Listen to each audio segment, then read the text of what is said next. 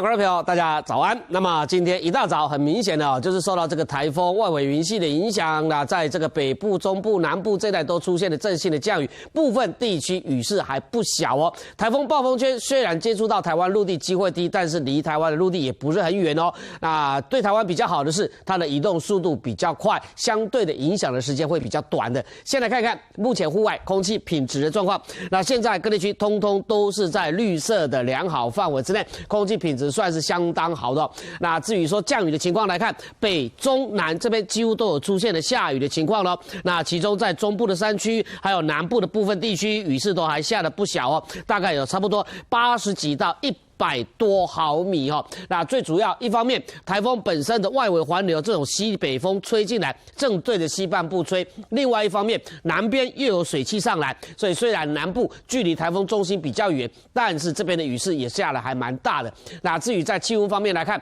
云量偏多，有一些下雨的关系，所以当然各地区的温度跟昨天比较起来都有下降的状况，已经没有那么的高了，但是呢还是蛮热的。那外岛地区这边温度就比较高啊，马祖跟金门来到了29度了。那至于说在台风的动态来看的话呢，台风中心呢在差不多5点钟的时候是在宜兰东边外海190公里的地方。那可以看得出来，这一条线呢就是海面上面的警戒区域哦，暴风圈的已经进入到东北角的警戒区域里面哦。紧接着往西北的方向移动上去，暴风圈的边缘未来可能这样稍微掠过东北部的沿海这一带哦。虽然说要接近到陆地的机会并不高，但是距离陆地也不远哦。只不过比较好的地方是，这一个台风本身的强降雨区大概都是在台风中心的比较偏东边、东南边这边，我们是在台风中心的西边，所以这个台风本身的云层所带来的降雨比较没有那么的多，再加上移动的速度快哦，所以影响不是那么的大。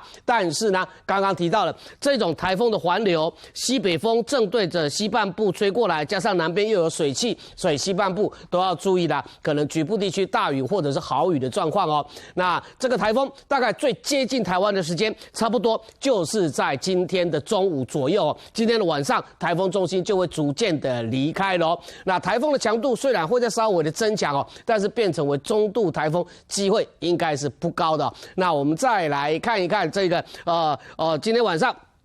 台风往北的方向上去了，天气还没有稳定，最主要是整个低压带都还在台湾的上空，南边持续有水汽上来哦，所以今天晚上到明天的一整天，可能在南部还有台东这一带还是要注意下大雨的状况。天气真正有稳定下来，差不多是在礼拜3太平洋高压增强以后，整个低压带离开了，我们就恢复到这种夏季型有一点午后雷阵雨的状况。卫星云图再来看看云层发展的状况，台风中心附近的云层在这附近旋转的状况很明显了。比较厚实的云层，刚刚提到了，大概就是在台风中心的西边或者是南边东边或者是南边。我们是在台风中心的西边，这边的云雨区范围比较没有那么的广哦。那这一点等一下从雷达上面来看会再更清楚。那我们注意到的是台风影响，另外南边的水汽可能也上来了，那造成的在南部，像在高雄啦、屏东啦、台南还有台东这一带，雨势可能都还不小的哦。雷达上面再来看一看，台风中心在这里，我们刚刚讲的强降雨区，主要就是在台风的东边，还有台风的南边这里，我们是在台风中心的西边，所以这里整个云雨区直接影响到的，不是那么的明显，但是可以看得出来，这整个环流是这样进来的哦，正对西半部吹，中部这边